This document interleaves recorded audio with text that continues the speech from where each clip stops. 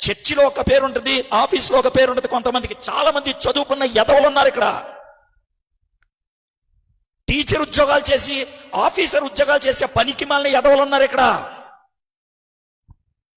వాడికి ఆఫీస్లో ఒక పేరు ఉంటుంది, చర్చిలో ఒక పేరు ఉంటుంది. వాడికి దానికి కూడా అంతే. సార్ మర్యాదలాగా మాట్లాడతాం అంటాడు. మర్యాద ఏంటో చెప్పు తీసుకొని కొడతాను నిన్ను.